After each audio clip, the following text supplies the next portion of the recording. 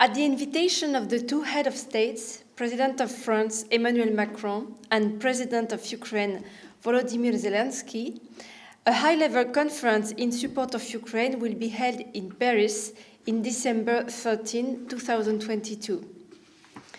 It has been in the works since summer, and its aim is to prepare Ukraine for the most pressing winter difficulties. The Ukrainian Prime Minister Denis Shmyhal will be representing President Zelensky, who will be joining the conference by video conference. This conference will be divided into two sequences. First of all, a multilateral sequence in the morning, solidarity with the Ukrainian people, and in the afternoon, there will be a bilateral sequence to see how we can mobilize French companies to help in the country reconstructions, called the Franco-Ukrainian Conference for Resilience and Reconstruction. The multilateral conference in the morning will bring together nearly 70 high-level participants representing Ukraine's main partner states and international organizations. While winter has arrived with temperatures well in the negatives, we have seen that Russia is compensating for its difficulties on the ground by bombing the civilian infrastructure of Ukraine. More than 40% of the country's energy infrastructure had already been damaged before the massive strikes of 15 and 17 November. These will lead to an increase in the Ukraine's reliance on international support.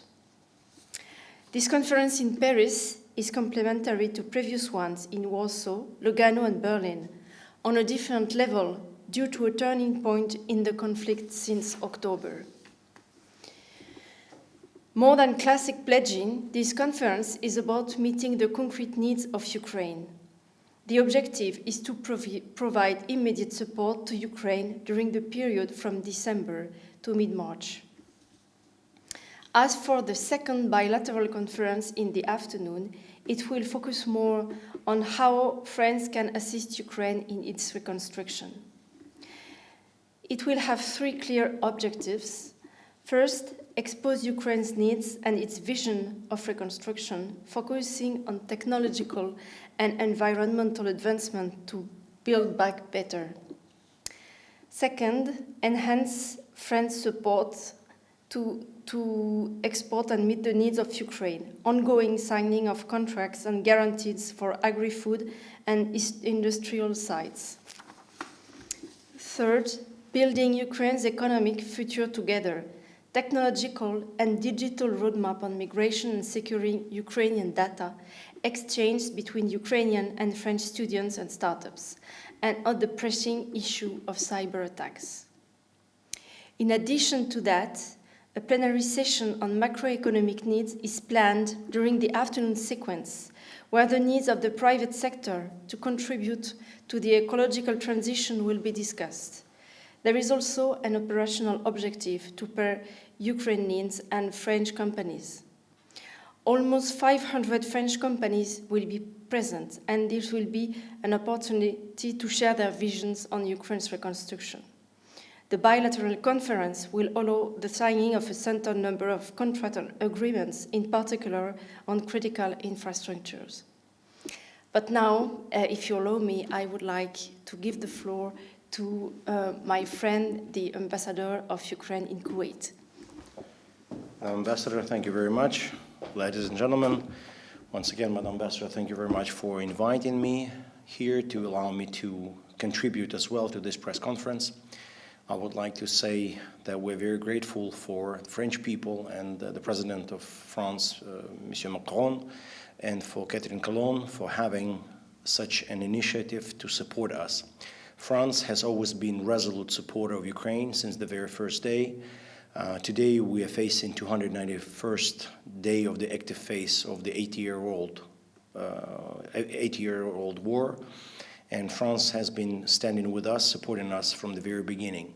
As of today, France has already donated a huge deal of materials, humanitarian support, generators, power supplies, health, food, shelters, bridges. There is a line of things that France has been and still continues to deliver to Ukraine.